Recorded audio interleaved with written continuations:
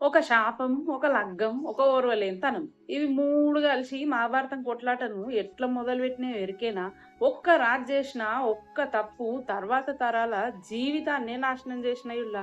ఇగ అంబాదేవి శిఖండి లెక్క ఎట్లా పుట్టింది? ఆమెకు శివుడు ఏం వరం ఇచ్చిండు? ధృతరాష్ట్రునికి పిల్లని ఖాయం చేసేటందుకు భీష్ముడు ఏడికి పోయిండు? మరి పోయిన కాడ ఆళ్ళేమన్నారు? అనేది అంతా ముంగటి ఎపిసోడ్‌లో చెప్పిన.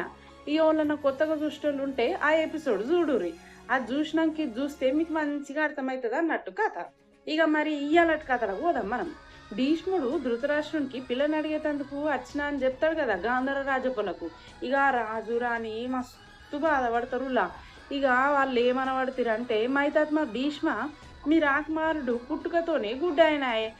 మా బిడ్డని ఎట్లిస్తాం జెప్పుర్రి? మా బిడ్డ బతుకంతా చీకటయితది ఆయనను జేసుకుంటే. మళ్ళా నా బిడ్డకు 100 కొడుకులు పుడతారని రాణి ఏడ్చుకుంటా అంటది. అట్లా అనంగానే భీష్ముడు అంటాడు, మీ బిడ్డను వేరేటోళ్ళకిస్తే ఆడ పెద్ద పెద్ద ఇండ్లు కట్టచ్చాలు, మస్తు పనులు చేసుకుంటూ ఉండొచ్చు అని అంటాడు. 100 కొడుకులు ఏ శిల్పాలు చెక్కేటోనికైనా పుడతారు. కానీ రాజ్యాన్ని తయారు చెయ్యరు కదా!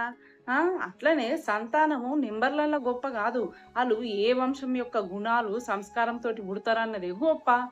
మా కురువంశంలా 100 కొడుకులనిచ్చే అదృష్టము అందరు ఆడోళ్ళకి దొరకదులా. మీరే ఆలోచన చెయ్యుర్రి ఒకసారి అని మన భీష్ముడు గాంధార రాజుకు, రాణికి మస్తు చెప్తాడు. మా బిడ్డే మస్తు అందంగుంటది. మళ్ళా అన్ని శాస్త్రాలు నేర్చుకుంది. మీ రాకుమారుడు ఎట్లా కుదురుతాడు మా బిడ్డకు అని అంటది. అనంగానే భీష్ముడు అందుకుంటాడిగ. ధృతరాష్ట్రుని బలం గురించి మీకేం ఎరకనమ్మా? ఆయన ఒక్క చేత్తోటి 100 ఏనుగులను మట్టుపెడతాడు. మీకెరికేనా? ధృతరాష్ట్రుడిని లగ్గం చేసుకుంటే లోకంలోనే మంచి పేరుగల్ల రాణైతది గాంధారి అనానికస్తాడు. మీరు హస్తినాపురంతోటి సంబంధం కలుపుకుంటే మీ రాజు, మహారాజు సుబలుడు గదా! కానీ మాతోటి సంబంధం కలుపుకుంటే ఈడికెళ్ళిగా సామ్రాట్ సుబాలుడయితడు. నీకెరికేనా? అనంటాడు. అంటే మీరు బలం చూపించి మమ్మల్ని భయపెడుతుర్రా? అని గాంధార అంటది. అట్లా గాదు గాంధారి. గాంధార రాజ్యంను మా కుటుంబంలో కలుపుకుందామని వచ్చిన అనంటాడు. మా రాజ్యంతోటి మీకు లాభమే ఉంటది ఎప్పుడు. మరి మీకు మాకు సాయం చేసేంత బలం లేదు గదా! ఇబ్బందేం లేదు. మంచిగా ఆలోచన చేసి ఒక నిర్ణయం తీసుకోర్రి అని అంటాడు మన భీష్ముడు.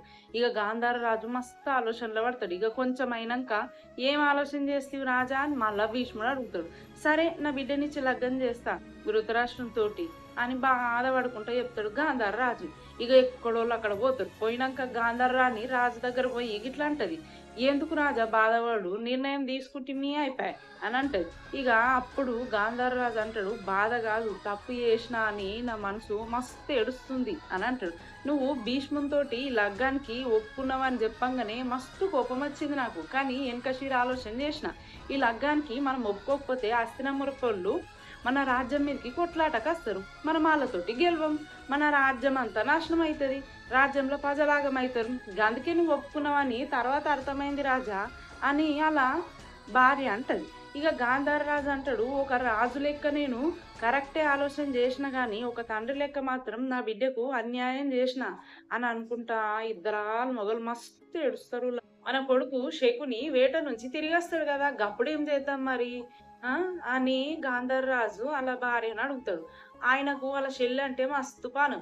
తన చెల్లె పెళ్లి ఒక గుడ్డాయనతోటి అయితుందంటే అస్సలు ఒప్పుకోడు. ఎట్లనో ఏమో అని అంటాడు. ఇగ శకుని వేటకెళ్ళి కొన్ని మినుగురు పురుగులు తీసుకొస్తాడు ఆళ్ళ చెల్లెకు. ఇగ శకుని రాంగనే ఆళ్ళమ్మ అంటది, గిట్లా అంటదిగ. "కొడుకా నువ్వు ఎప్పుడొస్తావా అని నేను ఎదురు చూస్తున్నా" అని అంటది. అనంగానే శకుని అంటాడిగ కోపంతోటి, "ఎదురు చూసి ఏం లాభం అంతా అయిపోయింది గదా!" అని అంటాడు. ఇగ అనంగానే హస్తినాపురపోళ్ళు లగ్గం ముచ్చట పట్టుకొని మొత్తం సైన్యం యేసుకొని మన మీదకచ్చిర్రు. ఇగ గట్ల అచ్చినాక మనం ఏం చేస్తాం బిడ్డ? ఇగ మొత్తానికి మాట్లాడనీకచ్చింది భీష్ముడే. మొత్తం సంబంధం ముచ్చట అన్నీ ఆయన ఒక్కడే మాట్లాడిండు. ఇగ మీ నాయన గూడాకి ఏం చేయలేకపోయిండు అని అంటది. ఇగ శకుని అంటాడు, ఆళ్ళ నాయనను తండ్రి లెక్క ఒప్పుకున్నావా? రాజు లెక్క ఒప్పుకున్నావా? నా చెల్లె బతుకు ఆగం చేసినవు. గంత అల్లారు ముద్దుగా పెంచినవు గదా! ఆ! ఎట్లా చేయబుద్దయింది గాంధారిని ఒక గుడ్డాయనకిచ్చి నా చెల్లె బతుకంతా చీకటి చేసినవు నువ్వు. గిదేం ధర్మము? గిదేం న్యాయము? ఆ! మనల్నందరిని మంటలేసి కాలబెట్టినట్టు అయితలేదా? హస్తినాపురపులతోటి కలిసి నీ రాజ్యాన్ని పెద్దగా చేసుకుందామని ఒప్పుకున్నావు గదా! అప్పుడు నీ తండ్రి ప్రేమ ఎటు పోయింది నాయనా? ఆ! యాదికి రాలేదా అని షేకుని అడుగుతాడు. నా చెల్లె బతుకు ఏం చేద్దాం అనుకుంటుర్రు చెప్పుర్రి అని కోపంతోటి అంటాడు షేక్‌ని. ఏం మాట్లాడుతున్నావు షేక్‌ని? నాకు నా బిడ్డ మీద ప్రేమ ఉండదా? ఒక రాజు లెక్క నిర్ణయం తీసుకున్నా. ఏం చేయమంటావు? కాదంటే కొట్లాటకస్తరాళ్ళు. ఊకుంటారా చెప్పు? అని అంటాడు గాంధార రాజు. ఇక శకుని అంటాడు, బలం లేదని ఎట్లా అంటావు నాయనా? మనం కొట్లాడాలి కదా! భయపడి మన చెల్లె బతుకు నాశనం చేస్తావా ఏంది? నేను అస్సలు ఊకోను. నాశనం చేస్తా. ఆళ్ళందరిని హస్తినాపురం మీదకి ఖచ్చితంగా నేను లొల్లికి పోతా. అలా రాజ్యంలో మొత్తం సర్వనాశనం చేస్తా. ఏ రకంగా మా చెల్లెని అడిగిర్రాళ్ళు? ఒకవేళ గెలవకపోయిననుకో ఎంతటి నరకాన్నైనా అనుభవిస్తా అని శకుని కోపంతోటి చెప్తాడు. పాపం నిజమే కదా నుల్లా.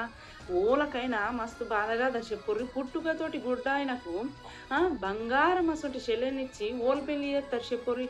అట్లా అంటే ఎంత బాధ అయితది. పాపం శకుని కోపంలా అర్థమే ఉన్నది గదా! చెప్పుర్రి లేదంటారా? మీరు కామెంట్‌లో చెప్పుర్రి. ఇగ గిందికి రానున్న కాలంలో శకుని హస్తినాపురం రాజ్యంలో అన్ని కొట్లాటలు పెడతాడు. ఇగ గీడికెళ్ళి అన్ని మోసాలే చేస్తాడు. ఈయననే మహాభారత కొట్లాటకు అన్ని పుల్లలు పెడతాడు. ఇగ తర్వాత ఎపిసోడ్‌ల ధృతరాష్ట్రునికి, గాంధారికి ఎట్లా లగ్గమైంది? ఎంత గొప్పగా చేషిర్రు? హస్తినాపురానికి ఓళ్ళు రాజయ్యిర్రు. పాండురాజు పెళ్లెట్లయింది అన్నది మనం నెక్స్ట్ ఎపిసోడ్‌లో తెలుసుకుందాం. సరేనా అనుల్లా? మళ్ళా ఈ కథ ఎట్లుంది ఏంది అన్నది నాకు కామెంట్‌లో చెప్పుర్రి. ఈ వీడియో గనుక మీకు నచ్చితే మాత్రం లైక్ కొట్టుర్రి. మహాభారతం మొత్తము మన తెలంగాణ యాసలో చూద్దాం అనుకుంటుర్రు అనుకోర్రి. తెలుగు స్టోరీస్ ఫన్ వరల్డ్ మన ఛానల్ తెలుసు కదా! దాన్ని సబ్స్క్రైబ్ చేసుకోర్రి. అన్నీ చూడొచ్చు. ఉంటా మరి. శనార్థులు.